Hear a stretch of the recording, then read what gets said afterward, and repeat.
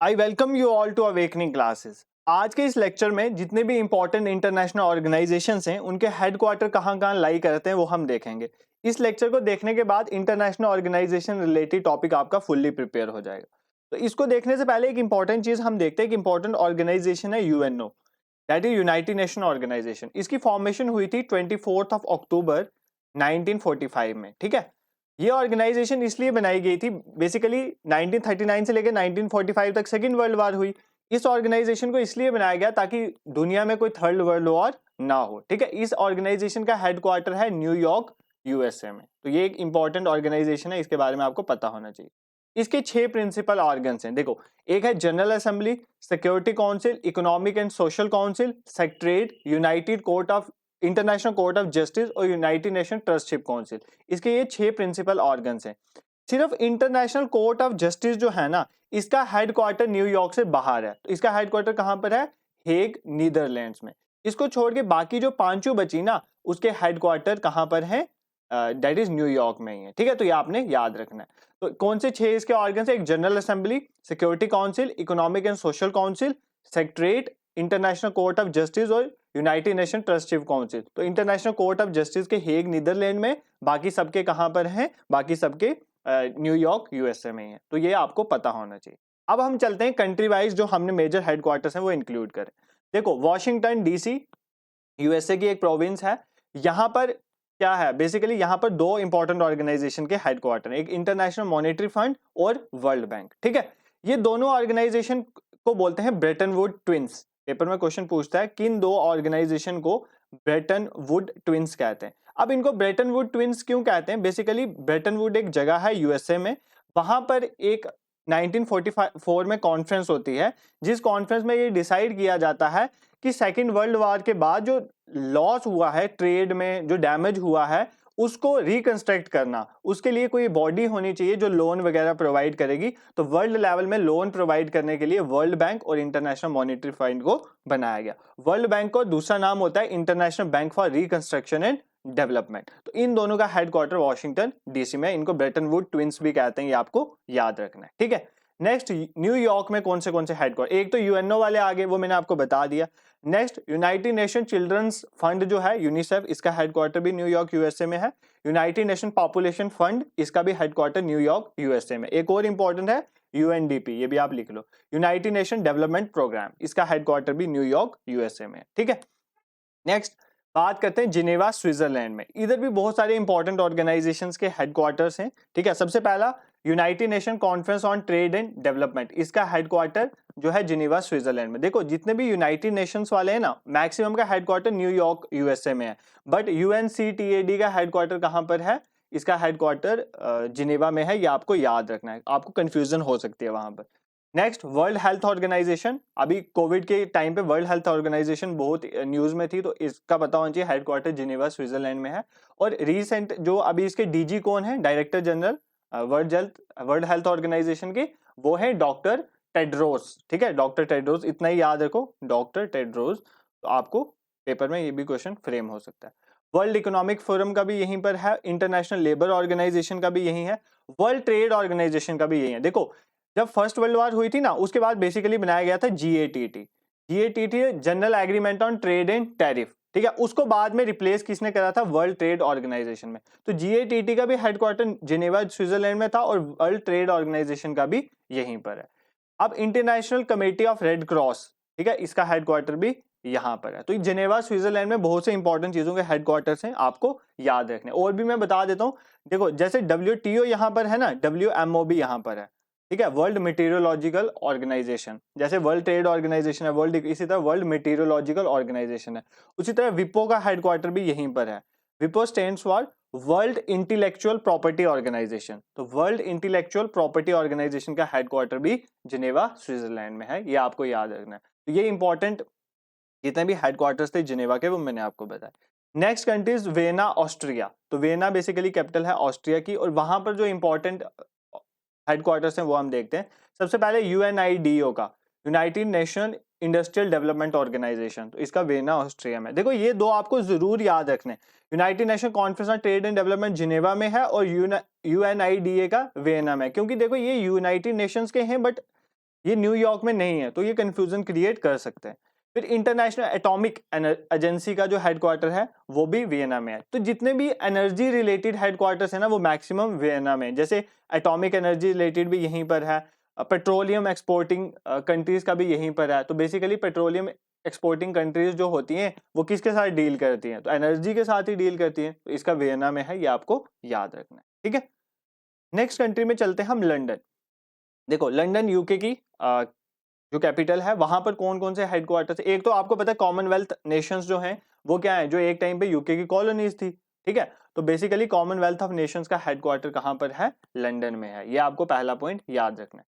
Next is international maritime organization का headquarter भी London में है। एमनेस्टी इंटरनेशनल, एमनेस्टी इंटरनेशनल का हेडक्वार्टर भी लंदन में है, ये भी आपको याद रखना है, ठीक है।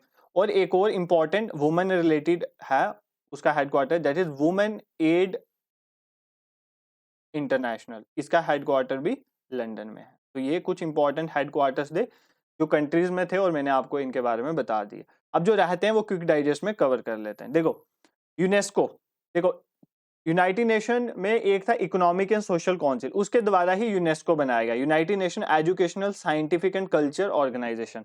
इसका हेडक्वार्टर पेरिस फ्रांस में। जितने भी कल्चर रिलेटेड चीजें ना मैक्सिमम इंटरनेशनल हेडक्वार्टर उनके पेरिस फ्रांस में, ये आपने याद रखना है। उसी तरह ओईसीडी का हेडक्वार्टर भी यहीं पर है, फ्रांस में। ओईसीडी इंपॉर्टेंट है, ओईसीडी है organization of economic cooperation and development, organization of economic cooperation and development, इसका हेडक्वार्टर भी पेरिस में है। अब हमारे रीजनल एक ऑर्गेनाइजेशन है जिसमें इंडिया भी पार्ट है, that is SAARC, south Asian association for regional cooperation, इसका हेडक्वार्टर है काठमांडू, नेपाल। तो सार्क में बेसिकली 8 कंट्रीज आती हैं, ठीक है, 8 कंट्रीज हैं सार्क में, इंडिया भी इसका पार्ट है। इसमें कंट्रीज कौन सी हैं, जैसे अफगानिस्तान हो गया, बांग्लादेश हो गया, भूटान, इंडिया, मालदीव्स, नेपाल, पाकिस्तान और श्रीलंका। तो इंडिया के नेबरिंग कंट्रीज का एक ग्रुप है जिसको कहते हैं सार्क। देखो इसको बनाया गया था, ये आपको याद रखना है क्योंकि रीजनल है, 8 दिसंबर 1985 को बनाया गया था। कहां पर बनाया गया था, ढाका बांग्लादेश में, ठीक है, ढाका बांग्लादेश में, ताकि एक दूसरे कंट्रीज के बीच में ट्रेड को बढ़ाया जाए, कोऑपरेशन को बढ़ाया जाए। तो 8 कंट्रीज हैं इसमें, इंडिया इसका पार्ट है और इसको बनाया गया था 8 दिसंबर 1984 को ढाका बांग्लादेश में, इसका हेडक्वार्टर काठमांडू नेपाल में, आपने याद रखना। इसी तरह एशियान भी एक ग्रुप है, एशियान है association of south east Asian nation, इसमें 10 नेशंस आ जाते हैं। बेसिकली इसमें इंडिया पार्ट नहीं है, इसका हेडक्वार्टर जकार्ता इंडोनेशिया में है। देखो जो म्यांमार है ना हमारे साथ नेबरिंग कंट्री, उसके आगे वाली जितनी कंट्रीज है वो सारी इसी में आ जाती हैं, जैसे म्यांमार हो गया, लाओस हो गया, कंबोडिया हो गया, वियतनाम हो गया, थाईलैंड हो गया, ब्रुनाई हो गया, फिलीपींस हो गया, सिंगापुर, इंडोनेशिया। तो ये सारी कंट्रीज जो है 10 कंट्रीज जो है एशियान का पार्ट्स हैं, ये आपको याद रखना है, ठीक है। नेक्स्ट एक आपने देखो ये भी याद रखना है, ब्रिक्स, ये भी इंपॉर्टेंट है, इंडिया इसका पार्ट है। तो ब्रिक्स जो है इसमें कौन कौन है, ब्राजील, रशिया, इंडिया, चाइना और साउथ अफ्रीका, ठीक है, ये ब्रिक्स की कंट्रीज हैं। इसका हेडक्वार्टर कहां पर है, शंघाई चाइना में, ये आपने याद रखना, ठीक है।